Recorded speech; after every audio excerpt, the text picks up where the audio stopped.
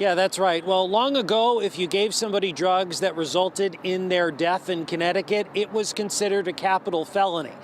But the state's chief prosecutor told me that over the years, drug possession laws here in Connecticut have been reduced to misdemeanors. So now he's proposing a new law to hold offenders more accountable.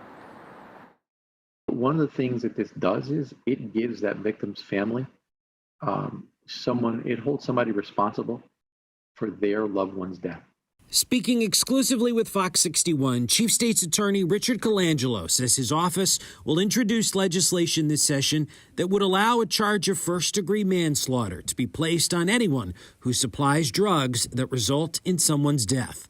The new proposed law targets the person directly responsible for causing the overdose, but not necessarily the distributor or manufacturer. There are some instances, though, where, yes, it would be another addict that is prosecuted for someone's death. So you're not saying in any way that this is a problem that we can arrest our way out of, right? No, absolutely not. I mean, short answer is no. Right? We need treatment. We need to make sure that the people that are getting arrested for possession of narcotics are given an opportunity to get treatment. There's little evidence to suggest that drug prosecutions do much to limit the street trade, nor do they often result in the arrest of a high-level supplier.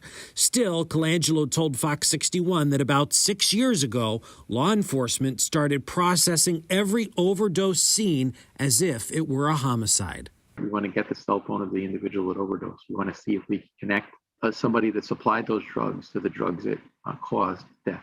And that was the case for the recently deceased 13-year-old Hartford student who overdosed on pure powder fentanyl. Police executed a search warrant on his home. Colangelo could not elaborate on the investigation, but told us this. The first thought was, it's a tragedy. I thought about my kids. And then, it kind of switches in my brain, the prosecutor in me, and says, okay, well, who's responsible? And can we hold them accountable?